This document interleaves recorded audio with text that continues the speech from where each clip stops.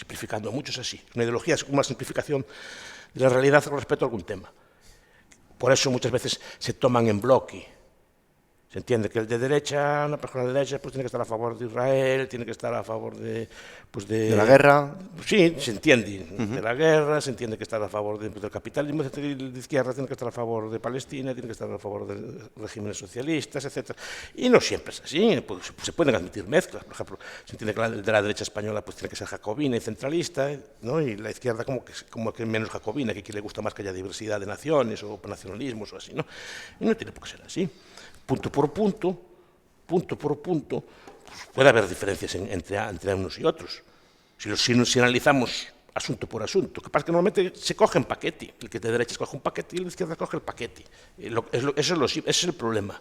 ¿Qué refiere usted con corporativismo? En vez de analizar punto por punto, se coge todo en general, ¿no? Lo que se entiende la ideología a nivel popular, ¿no? Sí, y sobre todo, al final, a mí me parece que lo que están haciendo es, o lo que estamos haciendo es extraer un extracto de la vida de alguien en un momento concreto y de realizar un juicio. Sí. Porque una persona no es capitalista. A lo mejor el 18 de febrero de 2012 era capitalista. Y puede mañana no serlo. Y mañana no serlo, claro, pero tendremos... yo creo que las personas tienen ahí capacidad de evolución. De evolución y de aprendizaje. Que dice, pues mira, me gusta esta cosa, pues ahora no me gusta por este motivo. Tenía esta postura y ahora tengo otra y ahora no la cambio, punto. Es así. Pero es que, profesor, estamos hablando que... Pero cuidado, la ideología como tal la tiene que adoptar el individuo. Los filósofos, los escritores, los intelectuales divulgan, así como usted, cosas, y las personas ven esas cosas, le convencen o no le convencen.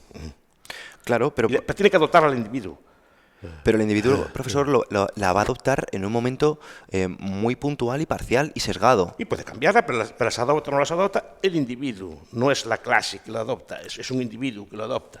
Claro, y ahí entra mi punto, ¿no? Y mi posición. Es que cuando yo, por ejemplo, presenté el arte de la coherencia y me llamaron, por ejemplo, de medios de comunicación y fui a la Radio Nacional y demás, me acusaban de ser un libro que fomentaba el individualismo, pero entendiéndolo de una forma negativa y sobre todo, profesor, dejando fuera al colectivo. Y yo digo, es imposible dejar fuera al colectivo. El problema es qué colectivo es usted. Eso digo yo. Porque el problema es que usted podría ser varios colectivos a la vez. Y según cómo se define, el colectivo de los españoles, puede ser el colectivo... De los hombres. De los hombres, puede ser el colectivo, yo qué sé, de los heterosexuales, ¿no? Hipotéticamente. Puede ser del colectivo de... ¿Cuáles? ¿No? Y tiene más cosas, puede ser creyente o ateo, puede ser, y de ahí pertenece un colectivo a otro, etc. Y de esos colectivos, ¿cuál es el que escoge usted en primer lugar? Porque usted es de 10, 15 o 20 colectivos, si los definimos así. O más, si nos ponemos. Imagínese, profesor, del colectivo de los madridistas, ¿no? Por ejemplo. O de los que juegan al baloncesto, o de los que hacen deporte, o de los que esos colectivos son, o de los que escriben. Y de cada uno de esos rasgos colectivos que es usted, prácticamente de todo se puede elaborar un discurso político. Yo veo jóvenes que están muy involucrados en el fútbol, por ejemplo, que forman grupos de hooligans o de seguidores de fútbol, ¿no? Como hinchas o como se llaman en España, ¿no? Y pues siguen a su club y a veces establecen filosofía, se alinean con algún tipo de ideología asociada a ese club, que ellos asocian con el club de fútbol, pero pueden hacer incluso del fútbol su fútbol, su religión, casi religión, no llamemos religión tampoco, no es lo que estoy diciendo, pero sí como una forma de vida. Yo vi que a Maradona le hacían como cultos, le hacían como... Sí. Entonces, el fútbol puede hacer una cosa, pero puede hacerlo de su religión o no su religión, de dónde vive usted o dónde no vive usted, ¿no? Sí. Pues de su sexo, su género, de mil cosas más. Entonces, y de ahí de cada uno de estos rasgos suyos yo puedo elaborar un discurso político. No se hizo un discurso sobre la raza, o sea, sobre las características físicas de las personas. Pues se hizo un discurso. Y lo peor, en mi opinión... Se puede hacer un discurso incluso sobre la juventud, si es joven o viejo. Se puede hacer un discurso sobre si es rico o pobre, ¿no? Si es gay o es hetero, etc. Cada discurso puede elaborar un discurso político sin problema ninguno. Pero profesor, el discurso realmente al final, en mi opinión, no deja de ser un juicio y quiero proponer una tesis aquí. Imagínese que yo soy una persona muy pacifista y yo no me pego nunca con nadie. Sí. Pero de repente, alguien en la calle me saca de mis casillas por X motivo y yo le pego. Sí. Bueno, pues yo en ese en ese momento estaría visto por el público, me señalarían como una persona violenta. Sí, Y te lleva... si lo descontextualizas, sí, claro. Claro, pero al final muchas veces tendemos al juicio rápido. Y a mí personalmente... Bien, es normal, ya sería mucho hablar de esto, pero es como se toman las decisiones humanas, no hay tiempo para valorarlo todo, usamos simplificaciones. Eso lo explicó un premio Nobel que se llama Herbert Simon hace mucho tiempo. Pero muchas veces, profesor, esto es por un desconocimiento de una filosofía de vida o de una tecnología mental, que en este caso a mí me gustaría compartir la filosofía de los sabios clásicos. En este caso, los estoicos o los cínicos, que no decían que el daño venía de fuera. El daño al final siempre viene de uno mismo. Seguramente, claro. Entonces, ellos eran capaces de... Yo entiendo, tal como soy yo, que buena parte de la responsabilidad de lo que hago yo es mi culpa, no es culpa de la sociedad ni del ambiente, ni tal. Que puede tener algo de culpa, pero básicamente la culpa es mía, porque yo de ese ambiente también tengo un criterio para analizarlo y decidir sobre él, ¿no? Mis acciones al final las tomo yo. Y sé que hay mucho debate al respecto, tampoco me quiero meter en esas honduras, pero sí, yo no creo en el determinismo. Total, por lo menos. Y aun creyendo en el determinismo, porque yo creo en el determinismo de cierta forma, no creo en el determinismo absoluto. Claro, obviamente yo no, hay cosas que no puedo cambiar ya de mí.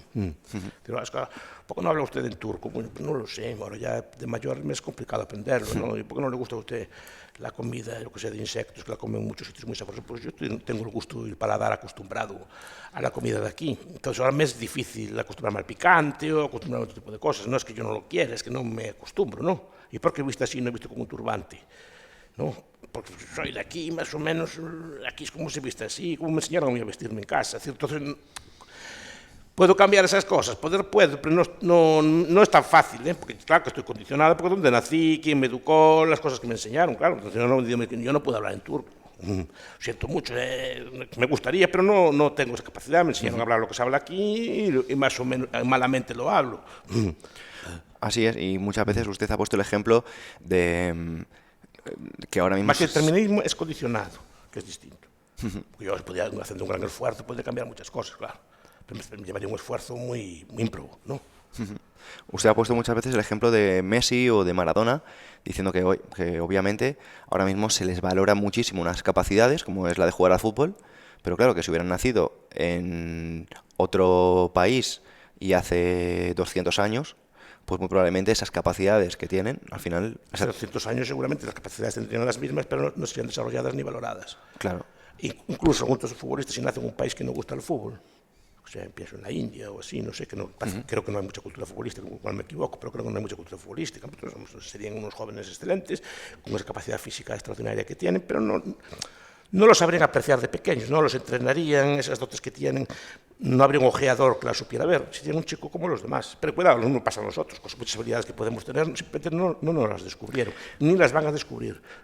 Claro, no podemos hacerlo todo. Y mi punto y mi idea con usted aquí hoy es precisamente traer conciencia de esto y cómo muchas veces lo que debemos entender es que el individuo a veces no está empoderado o no se siente fuerte o no se siente poderoso o no se siente, como diría, útil o con propósito, realmente no porque no lo tenga, sino realmente porque no ha encontrado la forma en la que desarrollar esas capacidades, porque no esté en el sitio adecuado, en el momento adecuado, o bien porque no tenga esa tecnología mental para verlo.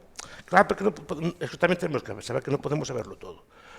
Yo qué sé, podría haber sido yo un magnífico piloto de caza, pues igual, pero nunca piloteé uno, nunca subí uno, entonces no sé si tengo esas dotes o no lo sé. No tengo, ni en mi ambiente había cultura militar de aviación, pues me dediqué a lo que se dedicaba, a lo que había en mi zona, lo que se me enseñaban allí. Entonces, pero podría haberlo sido, sí, ¿por qué no? Pero no lo sé, no lo voy a saber, ni lo voy a saber a estas alturas, que soy mayor para entrenarme, ¿no?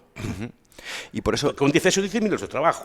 Claro. Miles de trabajos que no puede ser. Yo más o menos opté entre las oportunidades que había. Pero eso, repito, que es este filósofo Herbert Simon, que es muy interesante, ¿eh? Me lo apuntaré. Estudia estas cosas cuando va a tomar decisiones y el debate que suscitó después, ¿no? Que el ser humano como que no optimiza, no puede saberlo todo. Entonces opta solo en cosas que son satisfactorias y en lo que se llama el óptimos locales. Es decir, en lo que conoce pues, a su alrededor. Dentro de lo que conoce o que puede conocer, optan por lo que entiende que es mejor, pero solo dentro de lo que conoce. Pero no podemos saberlo todo, no podemos tener oportunidades de todo. Bueno, usted era un magnífico pescador de altura, o un magnífico patrón de barco. ¿Qué pasa? Pues nació en Madrid, lo tiene más difícil. No que no pueda serlo, pero lo tiene más difícil. no se crió usted en medio de barcos, los marineros viejos dicen que el chico vale, no sé si me explico, les vamos a enseñar. No, no tuvo esas opciones. Y probablemente ahora ya sea tarde, y aun siendo muy joven ya sea tarde.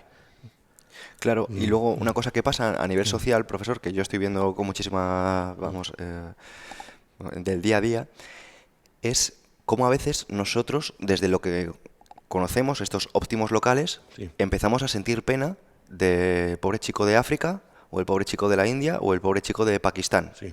Y dices tú, a ver, el pobre chico de Pakistán o de África o de lo que sea, que no tiene ni teléfono móvil y tú te estás compadeciendo, sus óptimos locales son totalmente distintos a los Totalmente, tuyos. sí. Entonces, que te compadezcas de él es un poquito arrogante, porque a lo mejor ese tipo es mucho más feliz que tú. Claro, no se puede entrar en otro valor. Se entiende como no tengo lo que tengo yo, pues tiene que ser. Pero también es normal, ¿no? Si no tenemos unos esquemas de felicidad y vemos que Pero que sea normal no significa que sea, que sea cierto, o sea, puede ser erróneo. Sí.